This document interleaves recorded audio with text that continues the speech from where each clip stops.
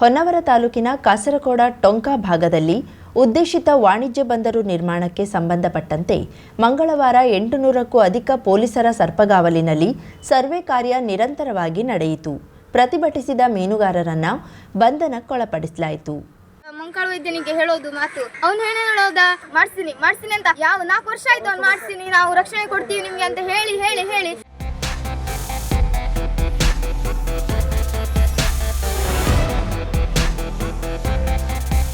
ಈಗ ಮೀನುಗಾರರು ಬೀದಿ ಪಾಲಾಗಿದ್ದಾರೆ. ಇನ್ನೂವರೆಗೂ ಅವನಿಗೆ ಎಚ್ಚರ ಆಗ್ಲಿಲ್ಲ. ಅವನು ಎಲ್ಲಿ ಕೂತಿದಾನೋ ಎಂತ ಏನೋ ಬಂದುಕೊಂಡು ಇಲ್ಲಿ ಒಂದು ನೋಡ್ಕೊಂಡು ಎಂತಾದ್ರು ಹೇಳು ಅಂದ್ರೆ ಅವನು ಇಲ್ಲ. ಇವತ್ತು ಮೀನುಗಾರರು ಎಲ್ಲರೂ ಹೋದ್ರು, ಅವ್ನು ಯಾವಾಗ ಬರುದು? ಮೀನುಗಾರಿಕೆ ಸಚಿವ ಅಲ್ಲ ಅವನೆಲ್ಲೋದ? ಹೇಳ್ಕೊಂಡು ಮಾತೆಂತ ಅವನು ಬರ್ತೇನೆ, ನಿಮ್ಮೊಟ್ಟಿಗೆ ಇರ್ತೇನೆ, ನಾನಿರ್ತೇ, ನಿಂಗೆ ಓಟ್ ಹಾಕ್ಸುವಾಗ ಮಾತ್ರ ಮೀನುಗಾರ ಬೇಕು, ಬಾಕಿ ಟೈಮಲ್ಲಿ ಮೀನುಗಾರರು ಎಲ್ಲಿ ಸತ್ತೋಗ್ತಾರೆ ನಿನ್ ಬಾಲಿಗೆ. ನೋಡು ಈ ವಿಡಿಯೋ ನೋಡು, ಮೀನುಗಾರರು ಎಷ್ಟು ಜನ ಕರ್ಕೊಂಡು ಹೋಗಿದ್ದಾರೆ ನೋಡು. ಈ ಹಿಂದೆ ಅನೇಕ ಬಾರಿ ಪೊಲೀಸ್ ಬಂದೋಬಸ್ತ್ನಲ್ಲಿ ಸರ್ವೆ ಮಾಡಲು ಮತ್ತು ರಸ್ತೆ ನಿರ್ಮಾಣ ಕೆಲಸ ಮಾಡಲು ಕಂಪನಿ ಪ್ರಯತ್ನ ಪಟ್ಟರೂ ಮೀನುಗಾರರ ಬಿಗಿ ಹೋರಾಟ ಅವಕಾಶ ಮಾಡಿಕೊಟ್ಟಿರಲಿಲ್ಲ. ಮೀನುಗಾರರ ಮತ್ತು ಗುತ್ತಿಗೆ ಪಡೆದ ಕಂಪನಿಯ ನಡುವೆ ಹೋರಾಟ ನಡೆಯುತ್ತಲೇ ಇತ್ತು. ಮಂಗಳವಾರ ಮಾತ್ರ ಅದಾವುದಕ್ಕೂ ಅವಕಾಶ ನೀಡದ ಆಡಳಿತ ವ್ಯವಸ್ಥೆ ಪ್ರಾರಂಭದಿಂದಲೇ ಬಿಗಿ ಪೊಲೀಸ್ ಬಂದೋಬಸ್ತ್ ಮಾಡಿ ಸರ್ವೆ ಮಾಡಲು ಸಿದ್ಧತೆ ಮಾಡಿಕೊಂಡಿತ್ತು. ಮುಂಜಾನೆಯೇ ಸರ್ವೆ ಕೆಲಸ ಆರಂಭಕ್ಕೆ ಮುಂದಾಗುತ್ತಿದ್ದಂತೆ ಮೀನುಗಾರ ಮಹಿಳೆಯರು ಹಾಗೂ ಹೋರಾಟಗಾರರು ಅಧಿಕಾರಿಗಳನ್ನ ಪ್ರಶ್ನಿಸಲು ಮುಂದಾದ್ರು. ಈ ಹಂತದಲ್ಲಿ ಪೊಲೀಸರೊಂದಿಗೆ ಮಾತಿನ ಚಕಮಕಿ ನಡೆದು ರಸ್ತೆಯ ಮಧ್ಯೆ ಕುಳಿತು ಪ್ರತಿಭಟನೆಗೆ ಮುಂದಾದ್ರು. ಪ್ರಾಥಮಿಕ ಶಾಲೆ, ಪ್ರೌಢ, ಕಾಲೇಜು ವಿದ್ಯಾರ್ಥಿಗಳು ರಸ್ತೆ ಮಧ್ಯೆ ಪ್ರತಿಭಟನೆಗೆ ಕುಳಿತಿದ್ದು ಒಂದು ಬಾರಿ ಅಧಿಕಾರಿಗಳು ಕಂಗಾಲಾದ್ರು. ಹಿರಿಯ ಪೊಲೀಸ್ ಅಧಿಕಾರಿಗಳು 163 ಸೆಕ್ಷನ್ ಜಾರಿ ಇರುವ ಬಗ್ಗೆ ಪಾಲಕರಿಗೆ ತಿಳಿಸಿ ಹೇಳಿ ಪ್ರತಿಭಟನೆ ನಿರತರನ್ನ ಜಾಗ ಖಾಲಿ ಮಾಡಿಸಿದ್ರು.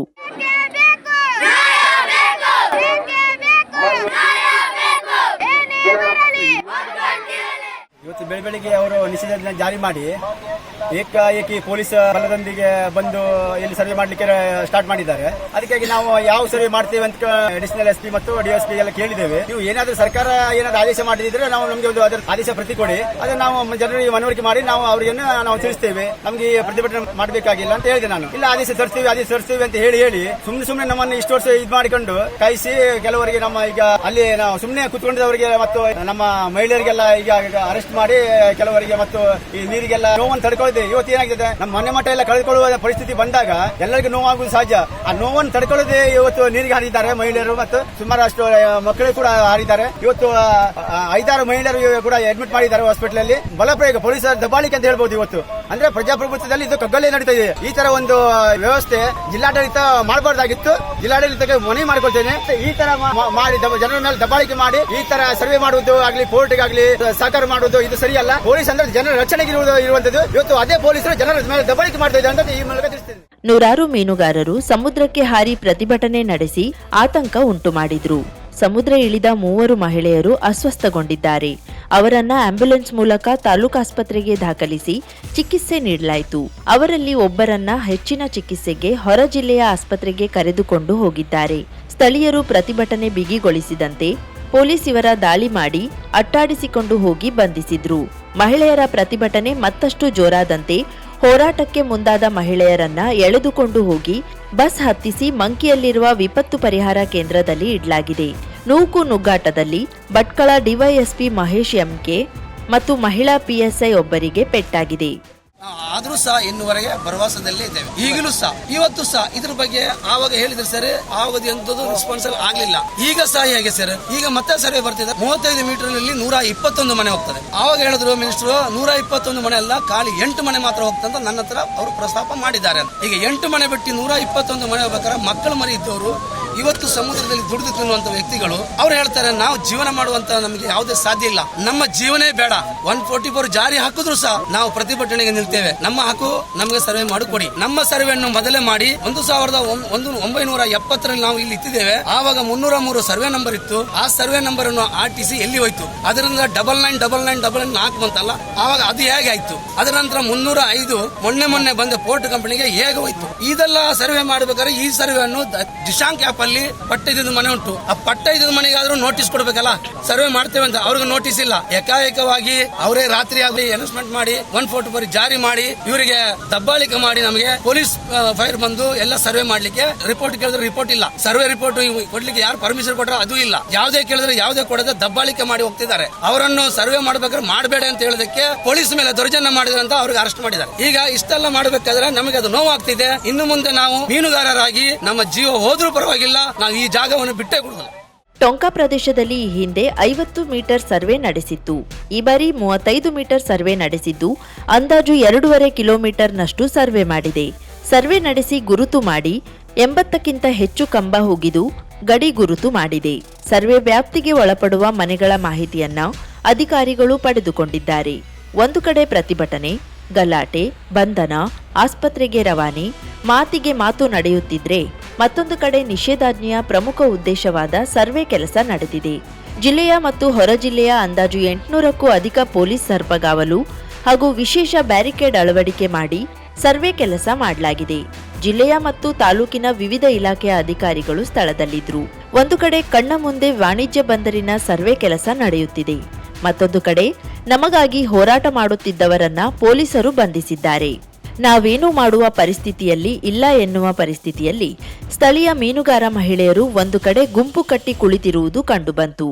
ಮೀನುಗಾರಿಕೆ ಸಚಿವರಾದಂತಹ ಮಂಕಾಳ ವೈದ್ಯನಿಗೆ ಹೇಳೋದು ಮಾತು, ಅವನು ಏನೇ ಹೇಳೋದ, ಓಟ್ ಹಾಕೋ ಮುಂಚೆ ದೇವಸ್ಥಾನಕ್ಕೆ ಬಂದ್ಕೊಂಡು ಏನ್ ಹೇಳೋದ, ಮತ್ತೆ ನೀವೆಲ್ಲರೂ ಓಟ್ ನಾನು ಈ ಕೋರ್ಟ್ ಬಂದರ ಆಗದೆ ಇದ್ದಂಗೆ ನಾನು ನೋಡ್ಕೊಳ್ತೀನಿ ಅಂತ ಹೇಳೋಗಿದ್ದ, ಒಂದ್ ಮಾತು ಹೇಳ್ಕೊಂಡು ಹೋಗಿದ್ದ. ಈಗೆಲ್ಲ ಹೋದ ಸರ್, ಮೀನುಗಾರರಿಗೆ ಎಳ್ಕೊಂಡು ದಬ್ಬಾಳಿಕೆ ಮಾಡ್ಕೊಂಡು ಎಲ್ಲರೂ ಜೈಲಿಗೆ ಹಾಕಿದ್ದಾರೆ ಮಂಕಿ. ಅವ್ನಿಗೆ ಬಂದ್ಕೊಂಡಿಲ್ಲ ಅಂತ ನೋಡ್ಕೊಂಡು ಹೋದ, ಅವ್ನು ಹೇಳಿದ ಮಾತು ಉಳಿಸ್ಕೊಂಡ. ಅವ್ನು ಎಲ್ಲಿ ಬಂದ? ನಮ್ಮ ಈಗ ಮೀನುಗಾರಿಕೆಗೆ ಯಾರು ಪ್ರೊಟೆಕ್ಷನ್ ಕೊಡುದು? ಕಂಪ್ನಿಯವರಿಗೆ ಪೊಲೀಸ್ ಪ್ರೊಟೆಕ್ಷನ್ ಇದ್ದಾರೆ, ಅಧಿಕಾರಿಗಳು ಪ್ರೊಟೆಕ್ಷನ್ ಇದ್ದಾರೆ, ಮತ್ತೆ DC ಅವರು ಅವರಿಗೂ ಪ್ರೊಟೆಕ್ಷನ್ ಇದ್ದಾರೆ. ಮೀನುಗಾರರಿಗೆ ಯಾರು ಪ್ರೊಟೆಕ್ಷನ್ ಇದ್ದಾರೆ? ಮೀನುಗಾರರಿಗೆ ಪ್ರೊಟೆಕ್ಷನ್ ಇಲ್ಲ. ಮೀನುಗಾರರು ಎಲ್ಲಿ ಹೋಗುದು ಸರ್? ಮಂಕಾಳು ಇದೆ ಹೌದು, ಇಲ್ಲಾದ್ರೆ ನಮ್ಮನ್ನು ಸಾಯಿಸಿಬಿಡಿ, ನಾವು ಒಂದೇ ಸಲ ಹೋಗ್ತೀವಿ ಸರ್. ಈ ಒಬ್ರು ಆ ಕಡೆ ಒಬ್ರು ಈ ಕಡೆ ಎಲ್ಲ ಒಂದ್ ಕಡೆ ದಿಕ್ಕಾಪಾಲ ಆಗೋದಕ್ಕಿಂತ ಎಲ್ಲರಿಗೂ ಒಂದೇ ಸಲ ರಾಷ್ಟ್ರಪತಿಗಳಿಂದ ದಯಾಮರಣವನ್ನ ಕೊಡಿಸಿ ಅವ್ರು ಹೇಳ್ಕೊಂಡು ಹೋಗುದು. ಮತ್ತೆ ಸರ್ ಎಂತ ಮಾಡಿದ್ರಂತೆ, ಅವರು ರಾತ್ರಿ ಬಂದಿದ್ದಾರೆ ಸರ್, ನೈಟ್ 9:30 ಆಗಿದೆ ಅವ್ರು ಬರುವಾಗ.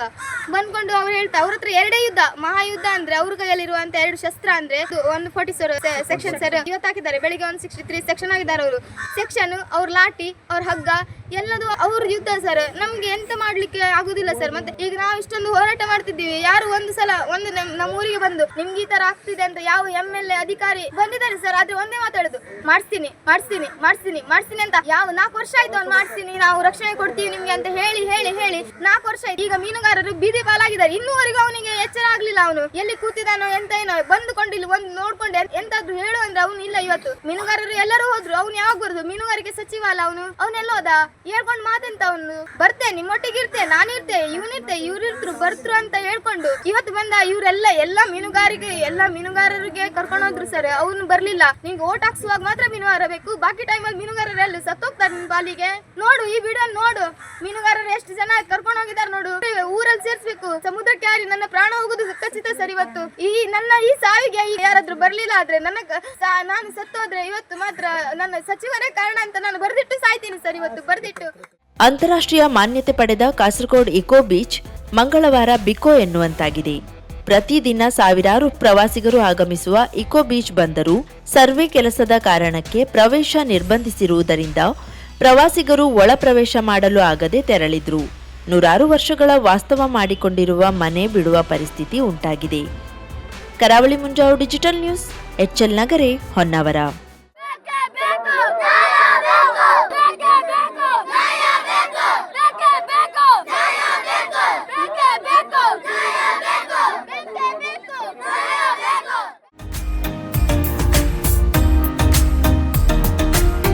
ಮಿಲನ್ ಎಂಟರ್ಪ್ರೈಸಸ್ ಬೃಹತ್ ಎಲೆಕ್ಟ್ರಾನಿಕ್ ಹಾಗೂ ಫರ್ನಿಚರ್ ಮಳಿಗೆ. ಉತ್ತರ ಕನ್ನಡ ಜಿಲ್ಲೆಯಲ್ಲೇ ಅತಿ ಹೆಚ್ಚು ಮಳಿಗೆಗಳನ್ನ ಹೊಂದಿರುವ, ಅತಿ ಹೆಚ್ಚು ಸಂತೃಪ್ತ ಗ್ರಾಹಕರನ್ನ ಹೊಂದಿರುವ ಮೂಲಕ ಹೆಗ್ಗಳಿಕೆಗೆ ಪಾತ್ರವಾಗಿರುವ ಏಕೈಕ ಸಂಸ್ಥೆ ಮಿಲನ್ ಎಂಟರ್ಪ್ರೈಸಸ್. ನಮ್ಮ ಮಳಿಗೆಗಳಲ್ಲಿ ಪ್ರಸಿದ್ಧ ಕಂಪನಿಗಳ electronic refrigerator, washing machine, LED TV, ACಗಳು ಲಭ್ಯ. ಭಾರತದ ಕರಾವಳಿ ಹವಾಮಾನಕ್ಕೆ ಹೊಂದಿಕೊಳ್ಳುವ ನಂಬರ್ 1 ಬ್ರ್ಯಾಂಡ್ ಆದ ಗೋದ್ರೇಜ್ ಕಂಪನಿಯ ಕಪಾಟು, ಆಫೀಸ್ ಟೇಬಲ್, ಆಫೀಸ್ ಚೇರ್, ಬ್ಯಾಂಕ್ಗಳಿಗೆ ಹಾಗೂ ಚಿನ್ನದ ಅಂಗಡಿಗಳಿಗೆ ಬೇಕಾಗುವ ಸೇಫ್ ಲಾಕರ್ಗಳು ಅತಿ ಕಡಿಮೆ ಬೆಲೆಯಲ್ಲಿ ಲಭ್ಯವಿದೆ. Teak wood sofa set, wooden dining table ಹಾಗೂ ಗ್ರಾಹಕರಿಗೆ ಬೇಕಾಗುವ ಅಳತೆಯಲ್ಲಿ ನಿಮ್ಮ ಮನೆಗೆ ಹೊಂದಿಕೊಳ್ಳುವ ಹಾಗೆ ಫರ್ನಿಚರ್ಗಳನ್ನ ಮಾಡಿಕೊಡಲಾಗುವುದು. ಕಸ್ಟಮೈಸ್ಡ್ ಕಿಚನ್, ವಾರ್ಡ್ರೋಬ್ಗಳನ್ನ ಅತಿ ಹೆಚ್ಚು ವರ್ಷಗಳ ಕಾಲ ಬಾಳಿಕೆ ಬರುವ ಹಾಗೆ ವಾರಂಟಿಯೊಂದಿಗೆ ಮಾಡಿಕೊಡಲಾಗುವುದು. ನಮ್ಮಲ್ಲಿ ಡ್ಯೂರಾಫ್ಲೆಕ್ಸ್, ಗೋದ್ರೇಜ್ ಕಂಪನಿಯ memory foam mattress, orthopaedic mattress, spring ಮ್ಯಾಟ್ರೆಸ್ಗಳು ಕಡಿಮೆ ಬೆಲೆಯಲ್ಲಿ ಲಭ್ಯ. ವಿವಿಧ ಕಂಪನಿಗಳ ನವೀನ ಮಾದರಿಯ ಮಿಕ್ಸರ್, ಗ್ರೈಂಡರ್, ಫ್ಯಾನ್, ಕುಕ್ಕರ್, ತವಾ, ಫ್ಲಾಸ್ಕ್, ಮೈಕ್ರೋ ಓವೆನ್ಗಳು ಲಭ್ಯವಿದೆ. 0% ಬಡ್ಡಿಯೊಂದಿಗೆ ಸ್ಥಳದಲ್ಲಿಯೇ ಬಜಾಜ್ ಫೈನಾನ್ಸ್ ನಿಂದ ಸಾಲ ಸೌಲಭ್ಯವಿದೆ. ಮಿಲನ್ ಎಂಟರ್ಪ್ರೈಸಸ್ ನಲ್ಲಿ ಖರೀದಿ ಮಾಡುವ ಗ್ರಾಹಕರಿಗೆ ಡಿಸ್ಕೌಂಟ್ ಮತ್ತು ಗಿಫ್ಟ್ ಜೊತೆಗೆ ಪ್ರತಿ 2,000 ರೂಪಾಯಿಗಳ ಖರೀದಿಗೆ ಒಂದು ಬಂಪರ್ ಲಕ್ಕಿ ಡ್ರಾ ಕೂಪನ್ ನೀಡಲಾಗುವುದು. ಈ ಲಕ್ಕಿ ಡ್ರಾನಲ್ಲಿ 7 ಲಕ್ಷದವರೆಗೆ ಬಹುಮಾನ ಗೆಲ್ಲುವ ಅವಕಾಶ ನಿಮ್ಮದಾಗಿರುತ್ತದೆ. ಲಕ್ಕಿ ಡ್ರಾದಲ್ಲಿ 1 ಕಾರ್, 2 ಬೈಕ್ ಮತ್ತು ರೆಫ್ರಿಜಿರೇಟರ್, ವಾಷಿಂಗ್ ಮಷಿನ್ ಸೇರಿದಂತೆ 30 ಲಕ್ಕಿ ಗ್ರಾಹಕರಿಗೆ ಬಹುಮಾನ ಗೆಲ್ಲುವ ಅವಕಾಶ. ಗ್ರಾಹಕರ ಸಂತೃಪ್ತಿಗೆ ನಮ್ಮ ಮೊದಲ ಆದ್ಯತೆ ಎನ್ನುವುದು ಮಿಲನ್ ಎಂಟರ್ಪ್ರೈಸಸ್ನ ವಾಕ್ಯ. ಉತ್ತರ ಕನ್ನಡ ಜಿಲ್ಲೆಯ ನಮ್ಮ ಶೋರೂಮ್ಗಳಾದ old Mahalakshmi super market, Mulla stop ಹತ್ತಿರ, ಕಾಜುಬಾಗ್, ಕಾರವಾರ, ಅಗ್ರಿಕಲ್ಚರ್ ಆಫೀಸ್ ಎದುರುಗಡೆ, ಮಾಸ್ತಿಕಟ್ಟೆ ರೋಡ್, ಹೊನ್ನಾವರ, ಸೀಮಾ ಕಾಂಪ್ಲೆಕ್ಸ್ ಹತ್ತಿರ, Moni Basti main road, Bhatkal, Indian bank ಎದುರು, CP Bazar road, Sirsi, JS building, JN road, Dandeli, KS building, Motikeri road, Haliyal. ಇಲ್ಲಿಗೆ ತಪ್ಪದೇ ಭೇಟಿ ನೀಡಿ ಸಂತೃಪ್ತರಾಗಿ.